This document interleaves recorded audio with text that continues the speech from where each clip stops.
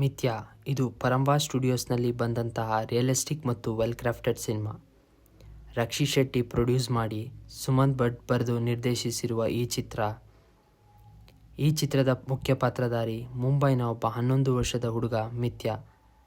ಅವನು ತನ್ನ ತಂದೆ ತಾಯಿಯನ್ನು ಕಳೆದುಕೊಂಡು ತನ್ನ ಚಿಕ್ಕಪ್ಪನ ಮನೆ ಉಡುಪಿಗೆ ತನ್ನ ತಂಗಿಯೊಂದಿಗೆ ಬರುತ್ತಾನೆ ಮತ್ತು ಅಲ್ಲಿಯ ವಾತಾವರಣಕ್ಕೆ ಹೇಗೆ ಹೊಂದಿಕೊಳ್ಳುತ್ತಾನೆ ಎಂಬುದು ಇದರ ಒನ್ಲೈನ್ ಕಥೆಯ ಒನ್ಲೈನ್ ತುಂಬ ಸರಳವಾಗಿ ಇದ್ದರೂ ಮಿಥ್ಯಾ ಬದುಕಿನಲ್ಲಿ ಎದುರಿಸುವ ಸನ್ನಿವೇಶಗಳು, ತಾಯಿಯ ನೆನಪು, ತಲೆಯಲ್ಲಿರುವ ಪ್ರಶ್ನೆಗಳು, ಚಿಕ್ಕಪ್ಪನ ಪ್ರಶ್ನೆಗೆ ಅವನ ಮೌನ, ತನ್ನ ತಂದೆಯ ಸಾವಿನ ಬಗ್ಗೆ ಸುತ್ತಲಿನ ಜನರು ಕೇಳುವ ಪ್ರಶ್ನೆಗೆ ಅವನ ಕೋಪ, ದುಃಖ, ಒಂಟಿತನ, ಹೀಗೆ ಚಿತ್ರದ ಉದ್ದಕ್ಕೂ ಎಲ್ಲ ಸನ್ನಿವೇಶಗಳನ್ನು ಒಮ್ಮೆಲೆ 11 ವರ್ಷದ ಹುಡುಗ ಹೇಗೆ ಎದುರಿಸುತ್ತಾನೆ ಎಂಬುದನ್ನು ತೆರೆ ಮೇಲೆ ತುಂಬ ರಿಯಲಿಸ್ಟಿಕ್ ಆಗಿ ಡೈರೆಕ್ಟರ್ ಸುಮಂತ್ ಭಟ್ ತಂದಿದ್ದಾರೆ. ಚಿತ್ರ ಎಲ್ಲಿಯೂ ಬೋರ್ ಆಗುವುದಿಲ್ಲ, ಏಕೆಂದರೆ ಚಿತ್ರದ ಮಿಥ್ಯನ ಎದುರಿಸುವ ಸನ್ನಿವೇಶಗಳು ನಮ್ಮನ್ನು ಯೋಚಿಸುವ ರೀತಿ ಮಾಡುವುದಲ್ಲದೆ ಹಿಡಿದು ಕೂರಿಸುತ್ತದೆ.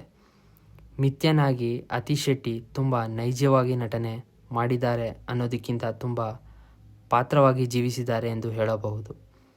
ಪೋಷಕ ಪಾತ್ರದಲ್ಲಿ ಪ್ರಕಾಶ್ ತುಂಬಿನಾಡು ಮತ್ತು ರೂಪಾ ಅವರು ತುಂಬ ನೈಜವಾಗಿ ನಟಿಸಿದ್ದಾರೆ. ಮಿಥ್ಯಾ ಮತ್ತು ಅವನ ಗೆಳೆಯ ಕಿಶನ್ ಮಧ್ಯೆ ಬರುವಂಥ ದೃಶ್ಯಗಳು ಥಿಯೇಟರ್ನಲ್ಲಿ ನಗು ತಂದವು ಮತ್ತು ಮಿಥ್ಯನಲ್ಲಿ ಕೂಡ ನಗು ತಂದಿತ್ತು. ಸಿನಿಮಾ ಟೆಕ್ನಿಕಲ್ ಸೈಡ್ಗೆ ಬಂದರೆ ಸಿನಿಮಾದ ಸಿನಿಮಾಟೋಗ್ರಫಿ ತುಂಬ ನ್ಯಾಚುರಲ್ ಆಗಿ ಇತ್ತು. ಮಿಥ್ಯನ ಎಮೋಷನ್ಸನ್ನು ತುಂಬ ನೀಟಾಗಿ ಸೆರೆ ಹಿಡಿದಿದ್ದಾರೆ.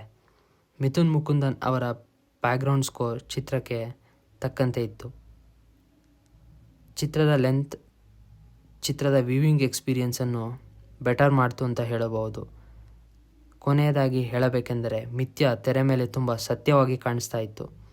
ತುಂಬ ದಿನಗಳ ನಂತರ ಒಂದು ಎಮೋಷನ್ ಚಿತ್ರ ನೋಡಿದ ಎಕ್ಸ್ಪೀರಿಯನ್ಸ್ ನಿಮಗಾಗಬೇಕೆಂದರೆ ಖಂಡಿತ ನೀವು ಈ ಸಿನಿಮಾವನ್ನು ನೋಡಬಹುದು.